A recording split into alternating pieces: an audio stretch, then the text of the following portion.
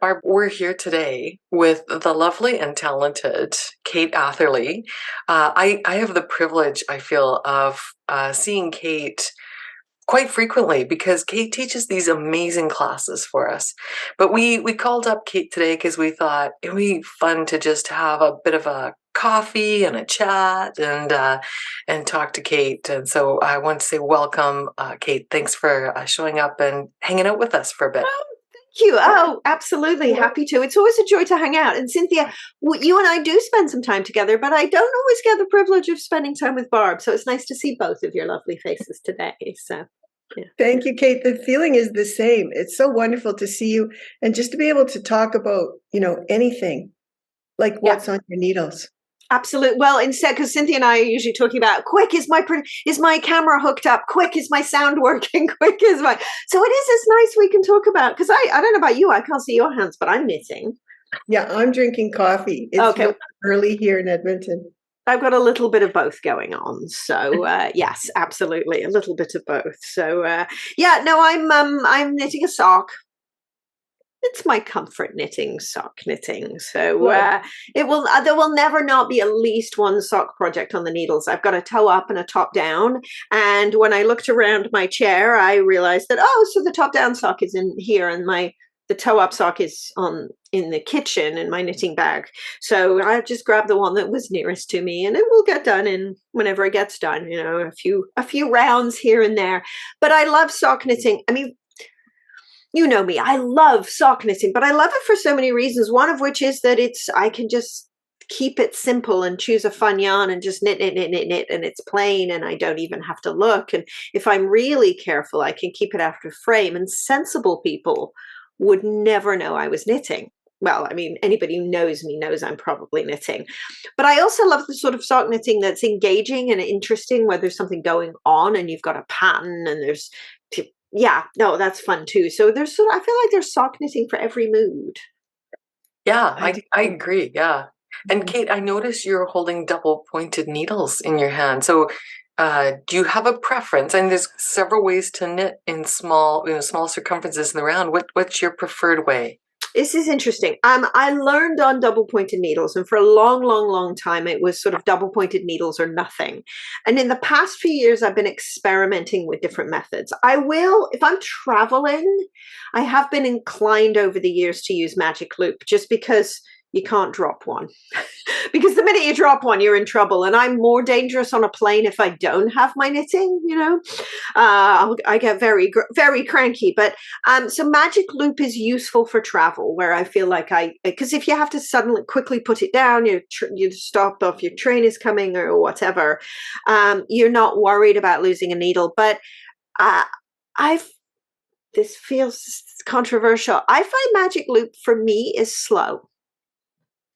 I find that repositioning step takes time, and it doesn't feel as natural. And I've done it a lot. And I'm always cautious when I say this, because I feel like I need to wrap it in 1,000 caveats.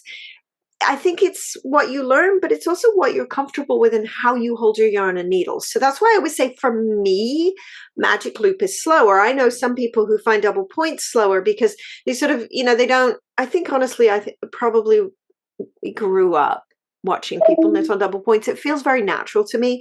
So I can pick them up and not really pay attention to them, and I'm comfortable with them. So for me, double points will be fast and magic loop will be slow. The other thing that happens with magic loop is I find, and again, this is about me, my ladders are worse. But I know that differs wildly for people too. So I will say this, 2 circulars I've never really got the hang of, just because I feel like I bang myself in the face with them too much. There's just too many things. At least with double pointed needles, once they're set, they're not flapping around. Whereas with 2 circulars, they feel there's a lot of flapping. But again, that's about how I'm holding them. I do really like those flexible DPNs that have come onto the market. Those are really interesting, and they sort of solve kind of one of the objections with double points I know that people have, which is that they feel they're unyielding, right? Because they're they're hard. Whereas the flexible double points, it feels a little bit more malleable in your hands, I think. So those are good too. I do like those. And sometimes the decision is driven, as it was with these, by which ones are empty. Yeah. Because when you're making samples and you're setting up for class and you've got stuff on the go. So I've got my other one is actually the downstairs one is on those flexible DPNs, and I do like those. I think those are kind of neat. But it's honestly, it's whatever, and it's important to me when I'm teaching that I stress that they're the same. They really are. They're just a different way of holding the stitches. And I get a little bit disappointed when when the instructions of the pattern sort of confuse aspects of it. So we get people feeling that, well, this particular pattern has to be worked on double pointed needles because those are the way the instructions are. And I said, but if you're not comfortable with double pointed needles, it's okay, right? Use the method that works best for you. So I'm all about options. Use the method that works best for you or is simply available. So, Kate, that brings me to a question that I'm kind of curious about. You are many things. You're an author, you're a knitwear designer, you're a tech editor, you're a publisher, and you're a fantastic teacher. So I'm wondering, what got you into teaching? It was actually teaching that sort of kicked all of this off, really. Do you ever have one of those moments in your life that's like a scene from a movie? Times. Yeah, not in the kissing in the train station in the rain kind of way. But so I've been knitting for a long time, and I used to be a sort of a knitter that would hide her knitting. This was in sort of the mid 1990s, and I would knit on the way to and from work. And one day I was working for a software company, and one day I was knitting on the way to work, and I was running a couple minutes late. I'll blame it on the subway. And so I rushed in for a meeting, for a conference call, and I didn't sort of stuff it neatly back in the project bag. I just threw my knitting and my travel mug on the desk and got on the call. And one of my colleagues came into my office, and he said, and I was sort of hiding it because I was pretending I was a serious technology marketing person, I was not. And I was hiding it. My colleague just looked at it and said, "Oh, you're a knitter. My girlfriend's a knitter. She's thinking of opening a store. You guys should hang out." So I was like, "Oh yeah, that's fun." I don't know many knitters because I'd learned through my family, and it was when there wasn't really much social activity going on around it. There was internet stuff, but nobody local. So we went out for coffee, and she said to me, "Oh yeah, I'm going to open a yarn store. I've chosen the place. I'm ready to go. I'm going to open a yarn store." And my mouth opened, and I said these words before I knew they were even in my brain. I said to her, "Oh, I'd love to teach." And I kind of stopped myself because I'm like, where did that come from? But in the movie version, not that there will be a movie version of my life, but in the movie version of my life, at that point, there would be a pause and there'd be kind of the music would lift. I think. I didn't know I wanted to teach knitting. I was doing, and what it was, I get it now. I was doing a lot of software training where I was teaching people who didn't really want to use the software. And you're dealing with people, and I like the teaching, but if people are like, "Oh, I guess I have to, you're going to teach me how to use this piece of software to do this extremely uninteresting thing that's tied to my job, and at 4:59 we're out of there and we don't want to hear from you again." It's not that you're not nice, it's what you're teaching is boring, basically. And I realized what it was I wanted to teach something that people would enjoy, right? And something that people would carry with them, both literally and figuratively, I guess. And so these words tumbled out of my mouth. I want to teach knitting. So I started. And so I started teaching classes, and, in stroke of luck, this happened to be the local yarn store of Amy Singer, who founded Knitty.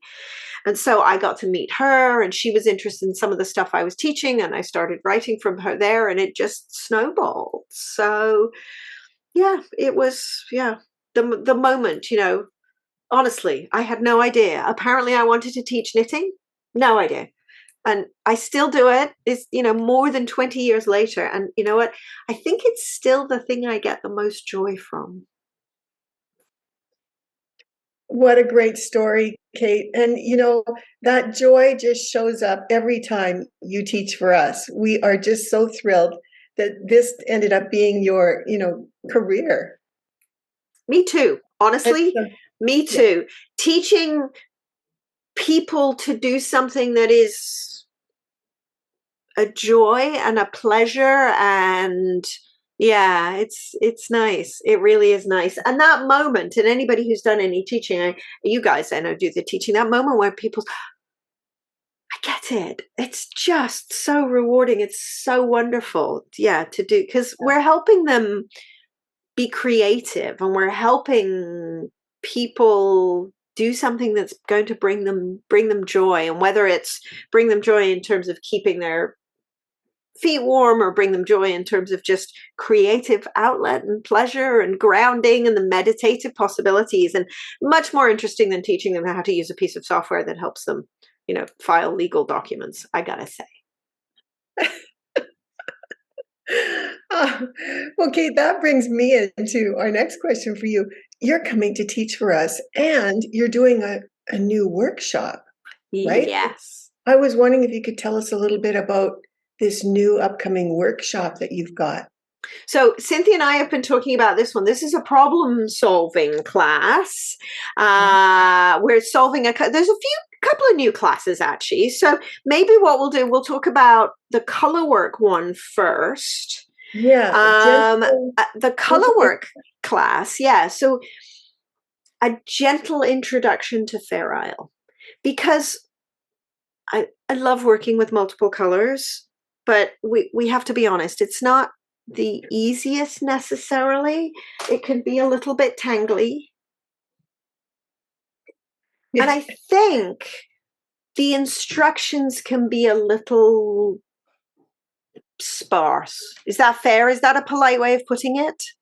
Well, I think also it's charted often, right? Yeah, it Sometimes is. people don't like charts. And so there's a few different barriers, because if the methods aren't fully explained and they're dealing with charts, and then all of a sudden, instead of dealing with one strand of yarn, you're dealing with two strands of yarn. So there's a load of barriers to that.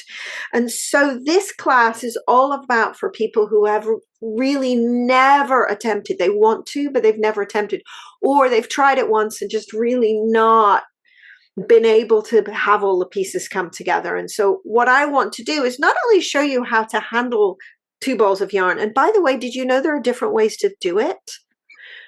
Because so this is where I make this all about me. My first two color projects, my first stranded colorwork project, was a misery. It was an absolute misery, because the instructions I read, well, it turned out I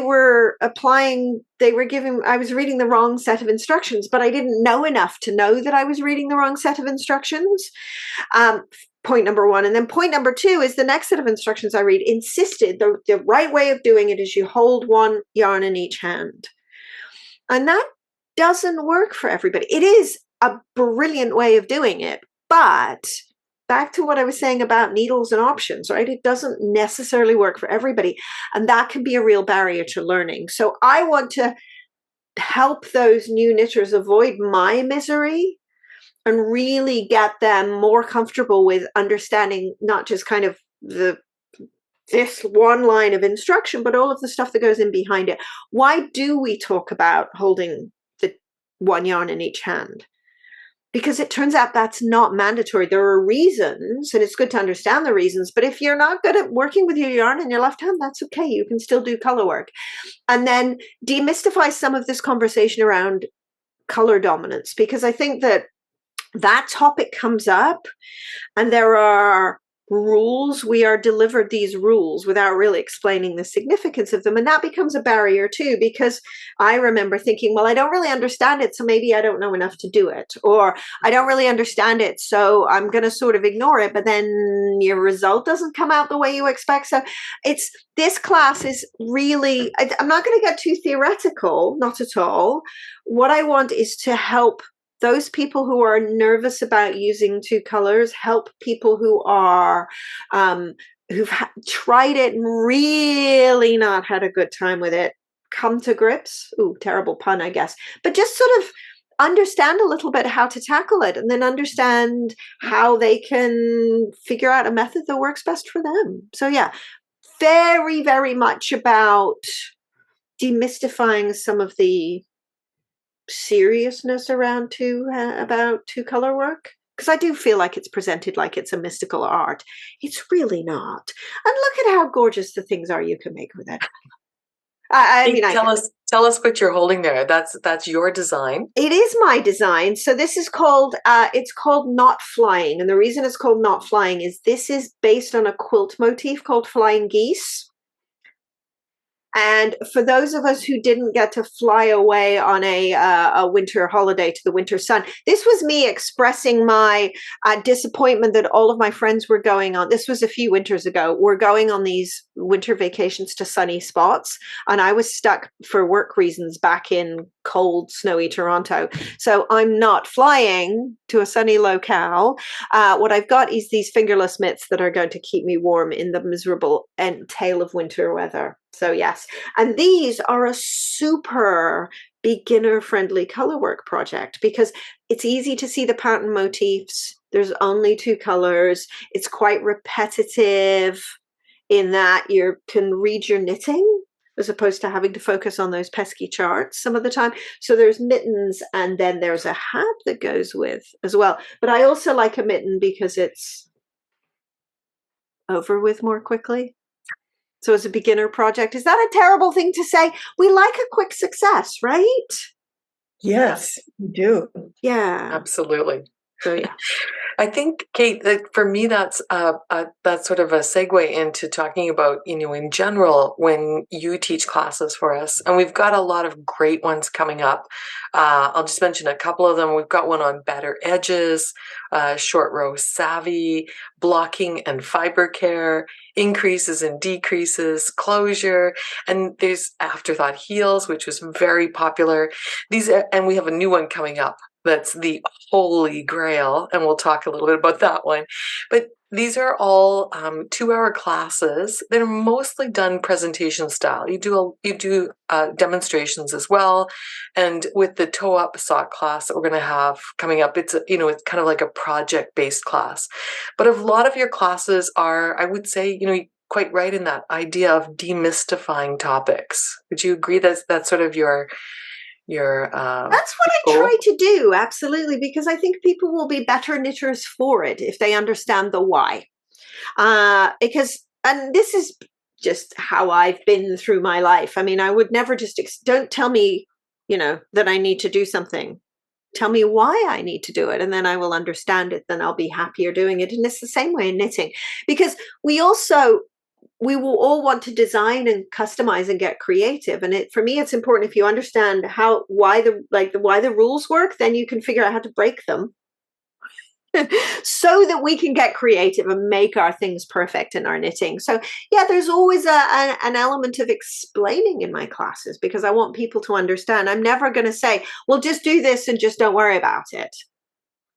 We do this because of this reason. And if that doesn't work for you, then here's another choice, right? Way back to what I was saying in the beginning about different types of needles. I'm never going to say to somebody, you must knit socks on double pointed needles, or you must use magic loop, or you must do that, because it's about understanding why you might use one method versus another. And so making the choice that's right for you, because we do this for fun. Right? Knitting is a joy. And again, I contrast back to the time when I was training people to use software it was so, and it was so dull. It was so dull.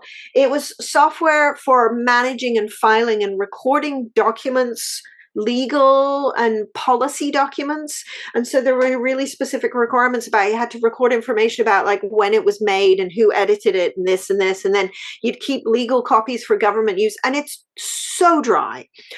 So dry. So teaching people to do something that is a joy and can bring them joy and that can allow them to be creative. Maybe this is why I'm all about teaching them how they can break the rules, because back in my previous life, where you can't break the rules, because we're talking about lawyers and government types, right? So it's about helping people kind of understand how things work. And, oh, I can take this aspect from here. I can take this aspect from here. I can take this aspect from here. And I can make something that's perfect for me, perfect for what I want to wear, how I enjoy knitting, the types of things I enjoy doing, the level of challenge I want. So yeah, absolutely. Yeah. So it's never just how, it's also always why. That's perfect. Now, Barb, I think I told you that Kate is coming to our Edmonton Fiber Festival, which has a new name. Yes. Barb, do you remember what it's called? Yeah, Gathering Threads. It's good. I like that. That's nice. Yeah. I think they expanded it and made it more covering all of the, fiber kind of arts. Yeah. Because people are, I see more embroidery and cross stitch and those sorts of things too, which aren't. It's funny, we don't think of those necessarily as fiber arts. I mean, they absolutely are, but it's different. Yeah. So Gathering Threads, I like the new name. Yeah, really excited to come. It's because it's been a long time since I've been doing a lot of in-person teaching, and so it's nice to be able to come and visit a city I haven't visited. I have been in Edmonton precisely once. I did meet you lovely ladies, and you gave me a gorgeous tour of the shop. It was great to spend some time with you, because we've been sort of virtual buddies up until then, so it was nice to actually meet you in person. And so this will be my second visit to Edmonton, and I've been promised it's very beautiful in May, so that's great. And excited to come and visit. I used to do a lot of teaching in the US, and I'm happy to be traveling within Canada and meeting Canadian knitters and just learning more about what's going on here, because we have so many great designers and yarn dyers and so many different fiber farms, and there's just so much wonderful stuff going on in Canada, and the prairies is part of the country I've not spent a lot of time in, so yeah, I'm really looking forward to it. Yeah, Did I hear that you've got a trip to the Rockies? Yeah. So Cynthia also mentioned something else. My pandemic project, when I couldn't travel, and it was all about that interest in getting to know Canada a little bit more. So I partnered up with Werker, who is also a designer and an instructor and a writer and an editor, and her primary craft is crochet and my primary craft is knitting, and we partnered up. We're both immigrants to Canada, to establish a publishing company with a view to promoting Canadian fiber and textile arts. So we run an online magazine called Digits and Threads, digitsandthreads.ca. I hope you don't mind me advertising it a little tiny bit. Maybe we'll put a coupon code together for you guys. Maybe we'll talk about that. So Digits and Threads is all about what's going on here in Canada. And we have profiles of artists and articles about fiber farms. And we're talking about the Canadian industry. So we've got people telling us about what organizations like the Campaign for Wool Canada are doing. We hire Canadian designers to publish, to create designs for us, and technique and tutorial articles, all Canadian voices, which is really important to us. And it's an online magazine we publish about 3 times a month. Every Wednesday we roll out new articles and we publish designs, and it's not just knitting and it's not just crochet, it's multi-craft. So we have published macrame and weaving and sewing and machine sewing and hand sewing and felting and all sorts of different things, cross stitch, embroidery. Oh, it's been fun. I have learned so many new crafts and so many techniques from this. It's a lot of fun. So Kim is based in Vancouver and I'm based here in Toronto, and we have basically spent no time in the same space. We've been running a business together for coming on 3 years, and we're going to be exhibiting at the Fiber Festival. We're going to be bringing our first book, because it's all been virtual up until now.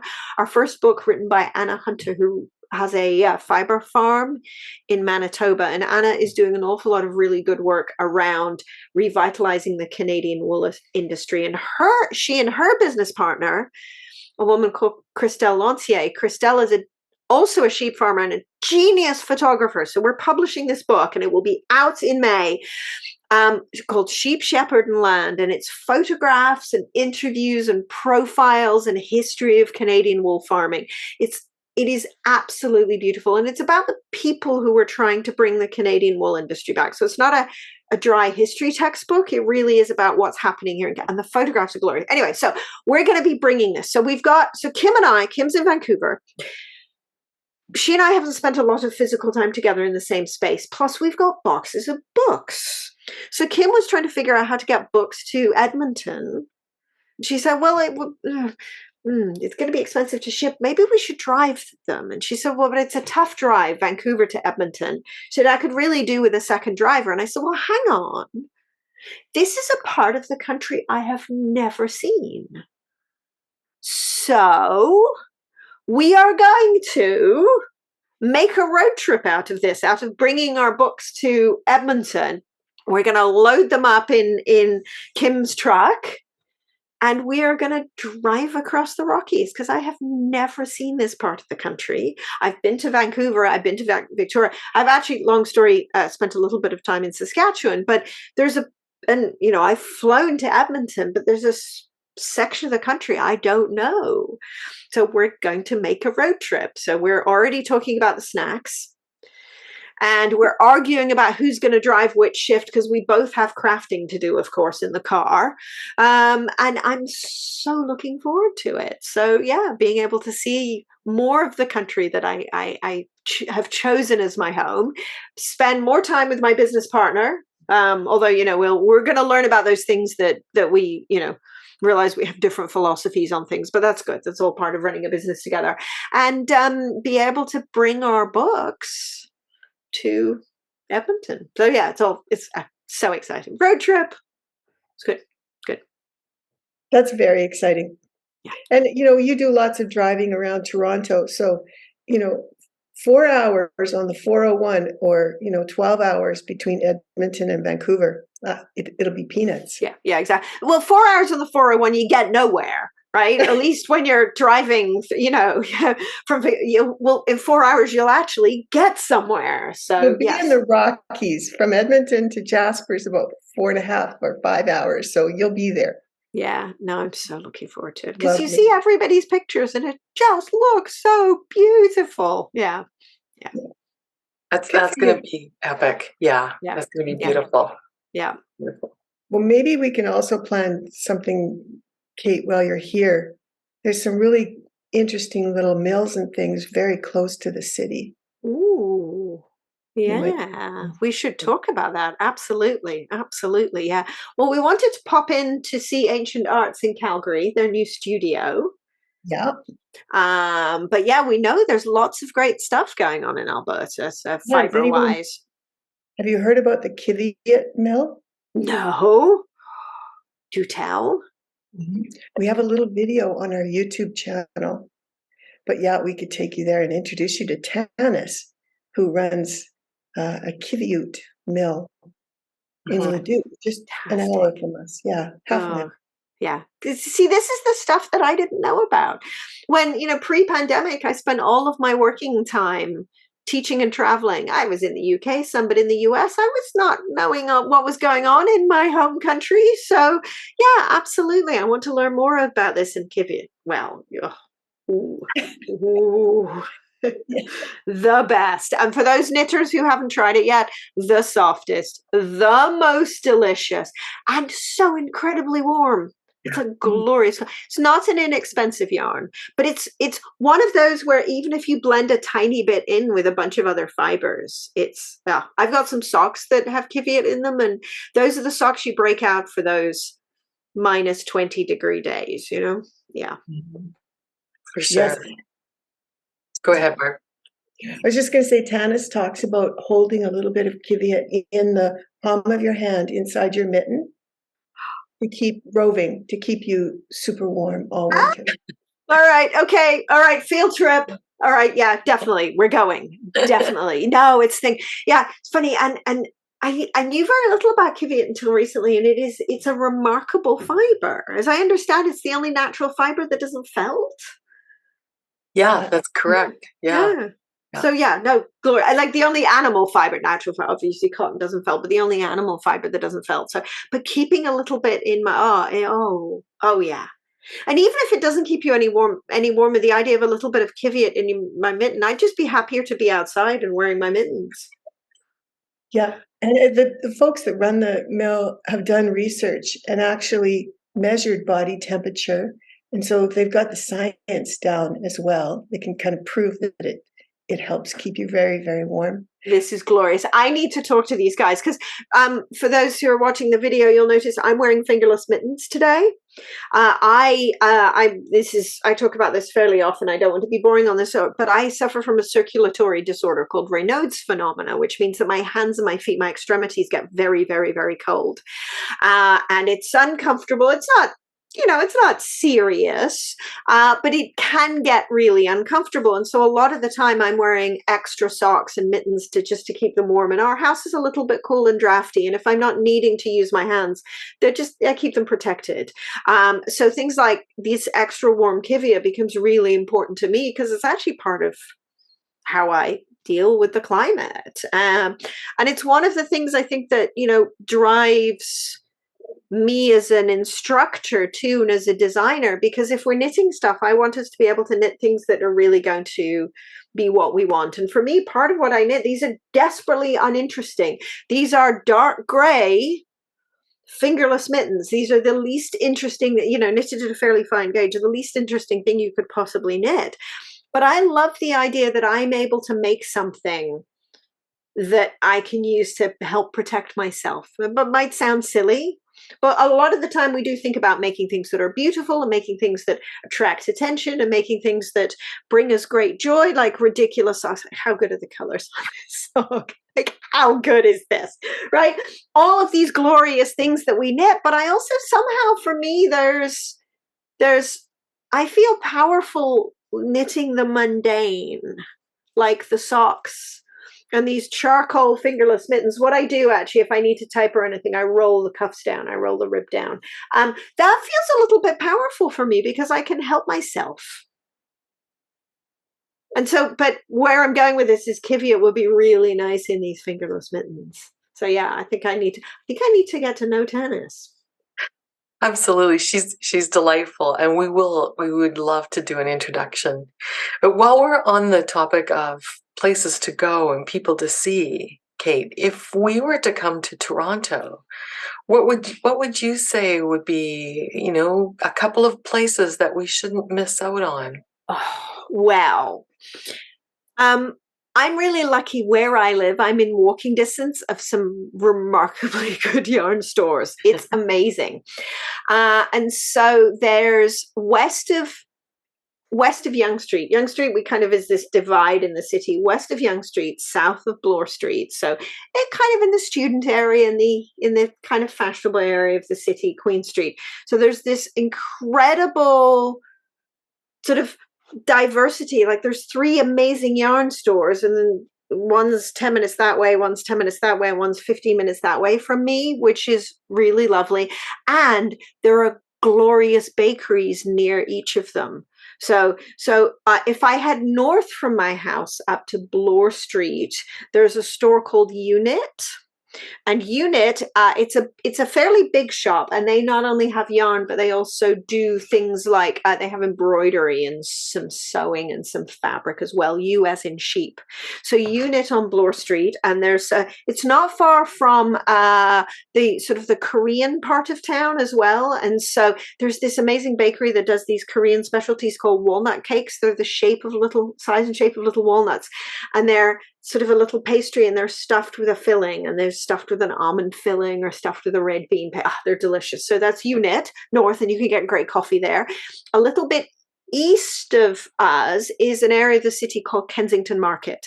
And Kensington Market it was originally a market part of the city, and now it's like market as in food shopping.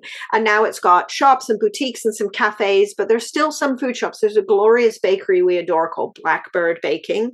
There's fantastic coffee. There's Jimmy's Coffee. There's a new bakery called 84 Nassau Street. It's the address, spoiler alert. And like 2 doors down is Yarns Untangled, which is, I have 2 yarn stores that I consider my local yarn store. You guys, I consider my local yarn store, have considered my local yarn store, and Yarns Untangled. And Yarns Untangled is a little store. But what they've done is an incredible job of supporting small Canadian dyers and small Canadian farms and yarns. So I find stuff there that I don't find anywhere else. So Yarns Untangled. And again, coffee and bakery, and there's some vintage clothing shops, and that's cool. And then south, about 10 minutes south, there's Romney Wools. And Romney Wools is incredible. People know Romney Wools because Romney Wools is giant. It is ginormous. It's startlingly so. And it's the oldest of the 3 yarn stores that I mentioned. And it's been there for 30 some years. And Romney Wool, one of the reasons I love it is because having been there a long time, their bargain basement's amazing. I know this sounds silly, but stuff that, odd lots, and particularly as a sock knitter, right? Bargain basements for sock yarn are amazing because you really do only need one skein, right? I'm giving myself away here. Yeah. And so I go down to the bargain basement and they've got sock yarn, one ball of a discontinued line from 10 years ago in these outrageous colors. So I love their bargain basement, and they have coned yarns for machine knitters. And it's just a big old yarn shop. That's the place where you go when you know what you need. Because it's a big store, it's not a store for service and help. If someone is looking to talk to somebody to get some personal support, I will send them to Yarns Untangled. But Romney Wools is where you go if you know what you need, and again, it's wool sock yarn. Oh, so good. And so next door to Romney Wools is a little place called Sweetie Pie. Excellent coffee, excellent desserts. They do savory pies and sweet pies. So you could have lunch, you could do some yarn shopping, and then you could go back. There's also just fun boutiques and shops. And it's glorious. So I love walking around Toronto. And that's one of the things for me. If you're going to live in a city, I figure you need to live right downtown where you can walk places. And so we can walk any sort of 15 minutes from my house in 3 directions gets me to a choice of 3 different, not just the yarn stores, but great places to wander. So yarn plus coffee plus boutiques plus fun little gifty shops plus cakes plus, it's perfect. Good. Except when it's snowing. What's the best time of year, Kate, in your opinion? Ooh, you know what? I think Toronto is glorious in the spring and in the fall. We get a little bit hot in the summer. It gets hot and muggy. And that can be a little bit, it's just, it's okay. I mean, it's pretty in the summer, but those days when it's 30 degrees and humidity, it's just, you feel sticky, and you don't really want to be drinking hot coffee and buying yarn in that kind of weather. I don't think so. I think May and June are glorious times of year to be in Toronto, May and June. And then I'm as a knitter, all knitters, we love fall, right? Mm-hmm. Fall is our favorite time of year. So September, October, even into November, because the city starts to get pretty with Christmas decorations, and we're able to break out those sweaters we've been missing. And we're back on the hot chocolates. Because again, nobody drinks hot chocolate in Toronto in the summer. So we're back on the hot chocolates and the fancy coffees, and Road trip, Cynthia. Absolutely. I think so. Yeah. Kate, would you say in Toronto in the fall, do you get the colorful leaf changes that is so, the maple trees and the ones, see here in Alberta, we don't get that so much because we don't have those red trees naturally. Do you get that in Toronto? We do. We really do. We get a lot of glorious color, not far from here outside of the city as well. So yeah, that is really pretty. Yeah, there is a tree. I live in a fairly old part of the city, and there's some big trees around here. And there's a tree just sort of when I look outside my bedroom window, and it does this every year. I thought the first year it was a fluke, so I take pictures of it every year, and we're into year 6 now, living in this house. It does this gradient change, and it's amazing. And so it changes from the top down. And so, oh yeah, so it's a gradient tree rather than the leaf. Because sometimes you get sort of the individual leaves, and you get trees that are sort of spotty, where there's red here and red on the outside. But this seems to change color in directionally. So it'll be green at the top and going yellow and red, and oh, it's just gorgeous. Yeah, very pretty, very pretty. Yeah, I take pictures of it every year. I send my brother pictures of and there's a schoolyard not far from here, and there's some maple trees. So I send my brother, who lives in the UK, the first kind of perfect red maple on the ground. We have rules. I'm not allowed to cheat, though. I'm not allowed to pose it. So it's that first perfect red maple leaf on the ground. Oh, it's good. It's good. I think, Barb, you're absolutely right. I think a road trip, or maybe a train trip, is in the future. And wouldn't it be cool to go to Ontario and maybe just in time? Well, I suppose September is too early for maple syrup. Yeah, well, maple syrup, I guess, is this time of year, yeah? Yeah, probably, yeah. If you come through Ontario in October, because north of here is where all the trees would be beautiful. Yes. So yeah, come for Thanksgiving. And if you come on the train, you'll both get lots of knitting done. Yeah. Because the thing about Kim and I having to share the driving is realizing that we're going to, somebody's going to have to drive. We're not going to be able to knit and crochet the entire journey. So her son, unfortunately, isn't quite old enough for us to be able to recruit him into driving us. So yeah, maybe a couple more years. Yeah. Oh, that's we're going to spend our summer planning out our fall, I think, right, Cynthia? Yeah, that's right. Yeah, exactly. All right. Well, there are rumors, perhaps, that maybe we'll end up going to Knit City in May. Is that in May? Oh, in Montreal is Montreal. May, that's right. It's in May. Yeah. Unfortunately, I'm not able to make that one. I'll see you in Vancouver, though. I'll definitely be in Knit City in Vancouver. That's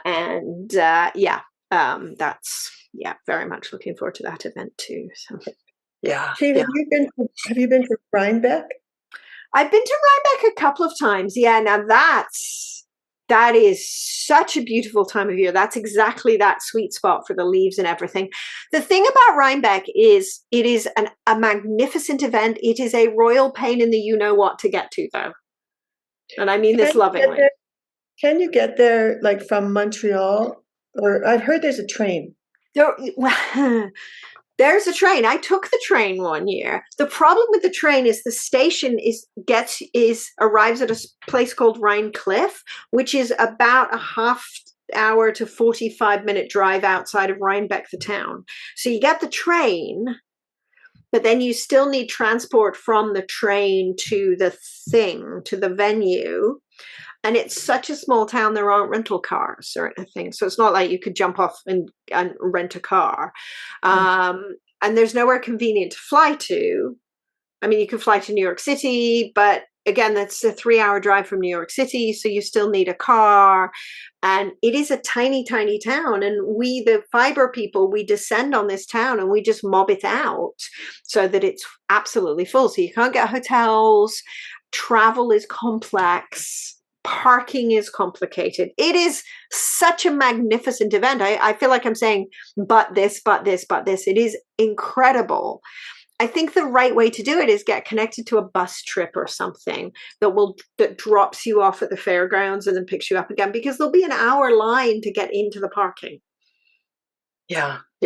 So, and we've been really fortunate to get to know some yarn shop owners in the area, or at least within bus driving distance. So let's work on that. Yeah. Bus trip. Yeah, absolutely. That's the right way to do it. Then you're not worried. But no, it is. I've been twice and I have loved it each time. But each time there's been a, and it's been nobody's fault, and this doesn't change how I feel about, well, it does, but there's been a travel complication each time. And so you spend energy on that as opposed to being able to spend the time walking the event. So, yeah.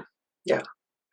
And maybe we'll look into a car trip. Barb and I did that before, where we decided the easiest way to get to where we were going was to fly to a place like Montreal and rent a car and drive into the US. I think, you know what? I don't know how long it would take to drive. It's probably not that long from Montreal. Yeah, probably not that long. From Toronto, I think it's an 10-hour drive, 8 to 10-hour drive, something like that. So yeah, but it's pretty. It really is. It's lovely. Again, you're driving through a forested area, all the trees. It's glorious. And I mean, who doesn't love apple pie and pumpkin pie season, right? Right. Yeah. And maybe we make a 2-day trip out of it, Cynthia. We have some friends that have yarn shops along the way. We could stop and spend an overnight or something. Well, exactly. Absolutely. Yeah. And then, if Kate comes along, she can take a third of the driving. I guess. Fine. Only a third, though. I still need my crafting time.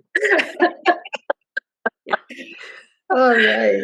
I've always dreamed about a cross-country tour across Canada on the train and having different instructors teach along the way.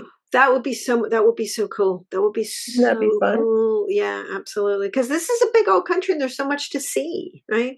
We have Holly in Vancouver and you and Fiona in Toronto. Yeah, and Stephanie. And Stephanie and Lucy. Sarah Shira in Manitoba. Oh, that's right. Yeah, of course, that's right. Yeah. Mm-hmm. Oh, yeah. And Lucy, in Nova Scotia. Yeah, be wonderful. Oh man, that's an entire summer, Barb. I know. Yeah. So next year, then, not this year, next year. Yeah, we need time to plan. Yeah. I need time to plan my projects. Because isn't that the hardest thing about traveling? What am I going to take with me? Yes. It's true. One little suitcase for clothes, and then one big one for projects. Yeah, absolutely. Well, you need a project for each day of your trip. Yeah, just in case. Makes me feel so much better. It's not just me. It's not just it's the overpacking of projects. I think we can all relate to that. Absolutely. Thank you so much, Kate, for spending some time with us today and for talking to us. We love your sense of humor, and your depth of knowledge is incredible. So thank you for spending the last 20 some years, with your field of study in everything knitting and pattern writing and designing. You are amazing. And so we really want to thank you for spending time with us today. And we hope that you have a wonderful week. And and thank you for your ongoing support. And it is a joy to work with you because you guys are amazing too. Because don't undersell your own skills and your own knowledge. And I love your community. You've got a community of really great knitters, and it's down to you. And you attract knowledgeable and curious, because my favorite kind of knitter is a curious knitter. I love your community. It's wonderful. So thank you so much for your support, and it's just a joy to work with you. So I appreciate that. Well, that's the best note to end on. So have a great week. We'll see you very soon for a class. Yeah, and thank you. All right. Thanks so much. Thank you. Bye-bye. Bye.